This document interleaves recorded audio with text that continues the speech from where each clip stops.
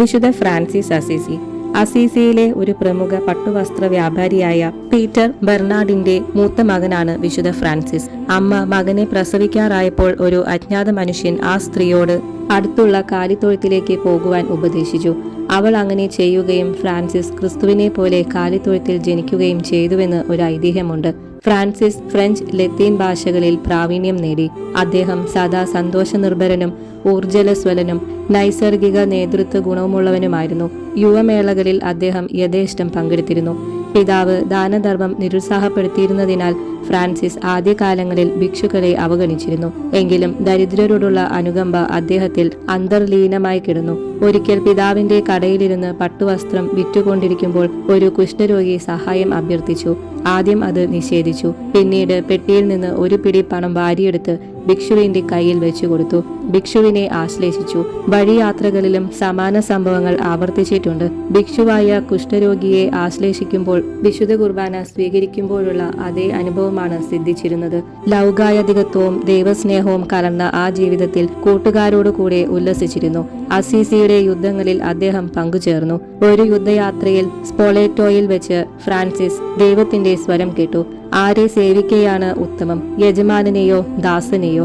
യജമാനനെ തന്നെ എന്ന് അയാൾ തീർത്തു പറഞ്ഞു. എന്നാൽ വീട്ടിലേക്ക് മടങ്ങൂ, പിന്നീട് എന്തു ചെയ്യണമെന്ന് അവിടെ ചെല്ലുമ്പോൾ അറിയിക്കാം. അങ്ങനെ പുതിയ ജീവിതം ആരംഭിച്ചു. അക്കാലത്ത് വിശുദ്ധ പീറ്റർ ഡാമിയന്റെ ദേവാലയം കേടുവന്നു കിടക്കുന്നതും താൻ അത് താങ്ങിയിരിക്കുന്നതും ഫ്രാൻസിസ് സ്വപ്നത്തിൽ കണ്ടു. അദ്ദേഹം ഉടനെ വീട്ടിൽ നിന്ന് പണമെടുത്ത് ദേവാലയം കേടുപൊക്കി.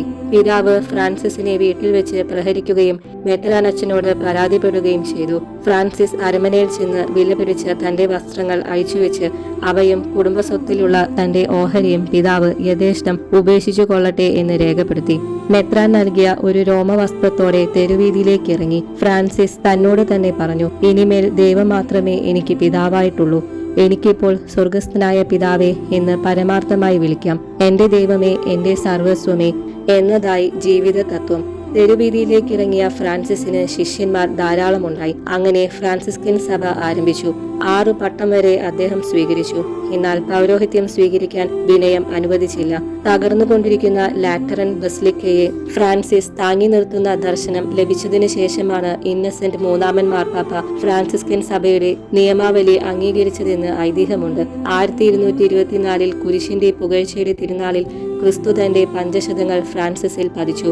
കുമാരി ദാരിദ്ര്യവും ഫ്രാൻസിസും തമ്മിലുള്ള വിവാഹം പ്രസിദ്ധമാണ്. എന്നെ സമാധാനത്തിന്റെ ഉപകരണമാക്കണമേ എന്ന് പ്രാർത്ഥന, സൂര്യകീർത്തനം മുതലായവ അനേകരെ സ്പർശിച്ചിട്ടുള്ള കൃതികളാണ്. സൂര്യചന്ദ്ര നക്ഷത്രാദികളും സസ്യലതാദികളുമെല്ലാം ഫ്രാൻസിസിന് സഹോദരരാണ്.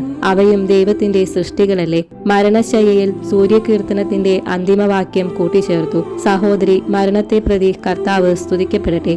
1226 ഒക്ടോബർ 4 45-ാമത്തെ വയസ്സിൽ രോഗബാധിതനായി ഫ്രാൻസിസ് മരിച്ചു. എളിമയുടെയും ദാരിദ്ര്യത്തിന്റെയും മൂർത്തീകരണമായ ഫ്രാൻസിസ് നഗ്നനായി തറയിൽ കിടന്നാണ് മരിച്ചത്. ക്രിസ്തുവിന്റെ പകർപ്പായിരുന്നു ഫ്രാൻസിസ് അസീസി. വിനീത നിസ്വൻ. 1 ഡസൻ ഫ്രാൻസിസ് അസീസിമാർ റഷ്യയിൽ ഉണ്ടാകുകയാണെങ്കിൽ റഷ്യ മാനസാന്തരപ്പെടുമെന്ന് കമ്മ്യൂണിസ്റ്റ് നേതാവായ ലെനിൻ അഭിപ്രായപ്പെട്ടിട്ടുണ്ട്.